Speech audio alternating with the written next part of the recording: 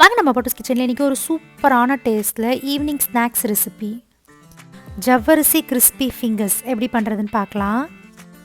ஒரு piece cut பண்ணி காட்டுறேன் பாருங்கள். வெளியில் எவ்வளோ கிறிஸ்பியாக உள்ள நல்லா சாஃப்ட் அண்ட் ஜூஸியாக வெந்து வந்திருக்குன்னு. வாங்க இந்த ரெசிபி எப்படி பண்ணுறதுன்னு பார்க்கலாம். ஒரு பவுலில் ஒரு கப் அளவுக்கு ஜவ்வரிசி ஆட் பண்ணிக்கோங்க. இது 2-3 வாட்டி நல்லா தண்ணியில் அலசி எடுத்துக்கோங்க. ஜவ்வரிசி முழுகிற அளவுக்கு தண்ணி விட்டு ஒரு 3 மணி நேரத்துக்கு நல்லா ஊற வச்சு எடுத்துக்கோங்க. 3 ஹவர்ஸ் கழித்து பார்த்திங்கன்னா ஜவ்வரிசி நல்லா ஊறி டபுள் த சைஸ் வந்திருக்கு. இந்த ரெசிபிக்கு தேவையான எல்லா பொருளும் பார்த்திங்கன்னா ரெடி பண்ணி எடுத்து வச்சுருக்கேன். இப்போ ஜவ்வரிசியில் இருக்க தண்ணியெல்லாம் நல்லா வடித்து எடுத்துக்கோங்க. இப்போ இதில் இருக்க தண்ணி நல்லா வடிகிறதுக்குள்ளே ஒரு மசாலா ரெடி பண்ணிக்கலாம். அதுக்கு ஒரு இடிக்கல்லில் சின்னதாக 2 துண்டு இஞ்சி, 2 சின்ன வெங்காயம், 4 பல்லு பூண்டு, கூடவே 1/2 ஸ்பூன் அளவுக்கு சோம்பு, 1/2 ஸ்பூன் அளவுக்கு சீரகம் ஆட் பண்ணி அது நல்லா தட்டி எடுத்துக்கோங்க. இப்போ ஒரு பவுலில் வேக வச்ச ஒரு உருளைக்கிழங்கு ஆட் பண்ணிக்கோங்க.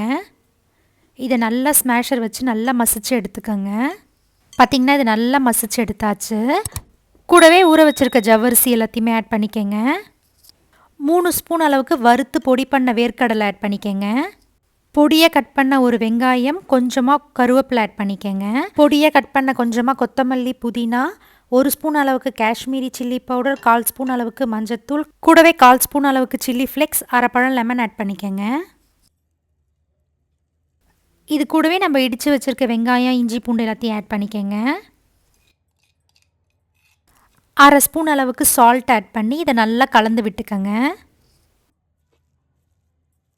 இது கூடவே 1/2 கப் போல் பிரெட் க்ரம்ஸ் ஆட் பண்ணிக்கோங்க. உங்ககிட்ட பிரெட் க்ரம்ஸ் இல்லைன்னா 2 பீஸ் ப்ரெட்டை மிக்சர் ஜாரில் ஆட் பண்ணி பல்ஸ் மோடில் வச்சு அரைச்சி ஆட் பண்ணிக்கோங்க. இதெல்லாம் நல்லா ஒன்று சேர்ந்து வர மாதிரி கை வச்சு நல்லா கலந்து விட்டுக்கோங்க.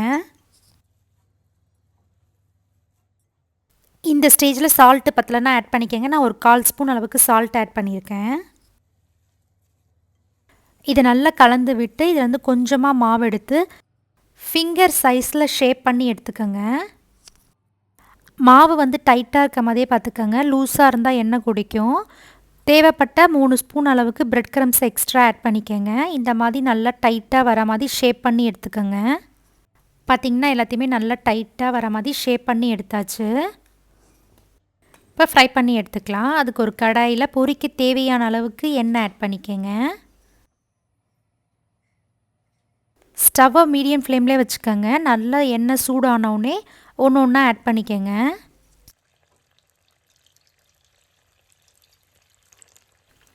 போட்டு ஒரு 5 to 6 மினிட்ஸ்லேயே பார்த்திங்கன்னா 2 பக்கமும் நல்லா திருப்பி விட்டு ஃப்ரை பண்ணிக்கோங்க. 2 பக்கமும் நல்லா திருப்பி விட்டு கலர் மாறி வரும்போது எடுத்திங்கன்னா நம்மளுடைய சூப்பரான டேஸ்ட்டில் ஜவ்வரிசி கிறிஸ்பி ஃபிங்கர்ஸ் ரெடி.